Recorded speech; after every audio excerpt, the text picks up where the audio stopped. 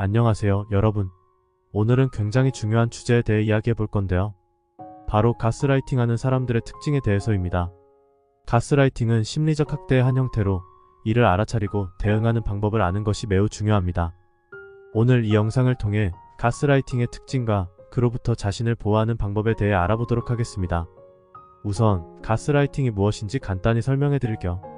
가스라이팅은 다른 사람을 조종하고 혼란스럽게 만들어서 자신의 판단력을 의심하게 만드는 행동을 말합니다. 이는 주로 심리적 조작과 감정적 학대를 통해 이루어지며 가해자는 피해자의 현실 인식을 왜곡시키려고 합니다. 예를 들어 누군가가 반복적으로 "너는 왜 그렇게 민감해? 라고 말하며 당신의 감정을 깎아내린다면 이것이 바로 가스라이팅입니다. 피해자는 스스로를 의심하게 되고 결국 가해자가 말하는 것이 맞다고 믿게 됩니다. 이러한 과정은 피해자의 정신적 건강을 심각하게 해칠 수 있습니다. 1. 지속적인 거짓말.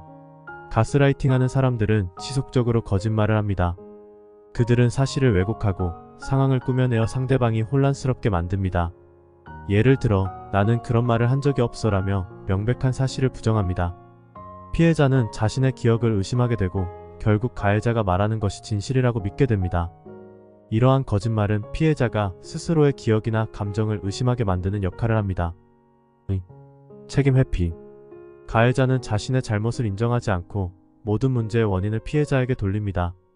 그들은 "내가 그렇게 느낀다면 그건 내 문제야" 라며 책임을 회피합니다. 예를 들어 가해자가 늦게 돌아와서 문제가 생겼다고 하면 "내가 시간을 잘못 기억하는 거야" 라며 피해자의 잘못으로 돌립니다.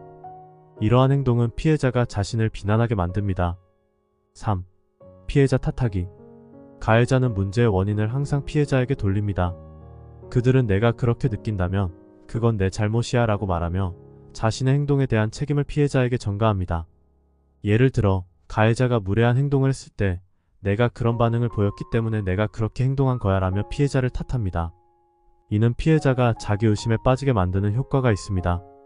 4. 모순된 행동. 가스라이팅하는 사람들은 행동이 일관되지 않습니다. 어떤 날은 친절하고 사랑스럽게 대하지만 다음 날에는 차갑고 무관심하게 대합니다. 예를 들어 가해자가 한때는 극도로 친절하고 사랑스럽게 행동하다가 갑자기 냉담하게 대할 때 피해자는 혼란을 느끼게 됩니다. 이러한 모순된 행동은 피해자가 가해자의 신뢰를 의심하지 않도록 만듭니다. 피해자는 그가 좋은 사람일 때도 있었으니까 라는 생각에 빠져 가해자를 믿게 됩니다. 가스라이팅의 신호. 1. 의심과 혼란. 가스라이팅의 피해자는 자신의 기억과 판단을 의심하게 됩니다. "내가 정말 그렇게 말했나? 또는 내가 정말 잘못했나? 와 같은 생각을 자주 하게 됩니다. 이러한 의심은 피해자의 자존감을 떨어뜨리고 결국 가해자의 말에 의존하게 만듭니다. 피해자는 자신의 현실 인식이 틀렸다고 믿게 되며 가해자가 말하는 것을 진실로 받아들이게 됩니다. 자존감 저하. 지속적인 가스라이팅은 피해자의 자존감을 심각하게 훼손합니다. 자신이 무가치하고 중요한 결정을 내릴 능력이 없다고 느끼게 됩니다. 예를 들어 "너는 아무것도 제대로 못해" 라는 말을 반복적으로 들으면 피해자는 자신이 정말로 무능력하다고 믿게 됩니다. 이는 피해자가 자신감을 잃게 만들고 가해자에게 더 의존하게 만듭니다. 3. 과도한 사과. 피해자는 항상 자신이 잘못했다고 생각하고 과도하게 사과합니다. 이는 가해자가 원하는 방식대로 행동하려는 심리적 압박에서 비롯됩니다. 예를 들어 "작은 실수에도 정말 미안해. 내가 잘못했어" 라고 반복적으로 사과하게 됩니다. 이러한 행동은 가해자가 피해자를 더 쉽게 조종할 수 있게 만듭니다. 4. 고립감.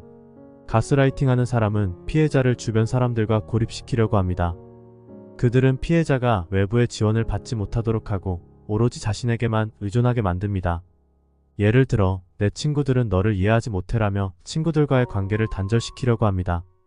이러한 고립은 피해자가 가해자에게 더 의존하게 만들고 탈출할 수 없게 만듭니다. 가스라이팅으로부터 벗어나기. 1. 인식하기. 가스라이팅을 인식하는 것이 첫 번째 단계입니다. 자신의 감정과 생각이 왜곡되고 있는지 깨닫는 것이 중요합니다. 예를 들어 "내가 왜 항상 이렇게 불안하지? 라고 스스로에게 물어보고 그 원인이 가해자의 행동에 있는지 생각해 봅니다.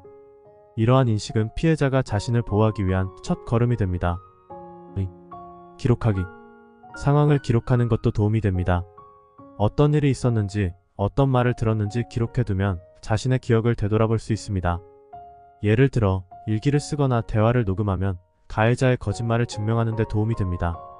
이러한 기록은 피해자가 자신의 현실을 다시 확인할 수 있게 해줍니다. 3. 지원 시스템 구축. 친구, 가족, 심리상담사 등 믿을 수 있는 사람들과의 관계를 유지하는 것이 중요합니다. 외부의 지원을 받으면 자신을 더 잘 보호할 수 있습니다. 예를 들어 신뢰할 수 있는 친구나 가족에게 상황을 이야기하고 도움을 요청합니다. 심리상담사를 통해 전문적인 도움을 받을 수도 있습니다. 이러한 지원은 피해자가 가해자로부터 벗어나고 다시 자신감을 찾는 데 큰 도움이 됩니다. 가스라이팅은 매우 교묘하고 해로운 심리적 학대입니다. 이를 인식하고 자신을 보호하는 방법을 아는 것이 중요합니다. 오늘 이 영상을 통해 가스라이팅의 특징과 대응 방법을 배웠기를 바랍니다. 여러분의 소중한 의견을 댓글로 남겨주세요. 구독과 좋아요도 부탁드립니다.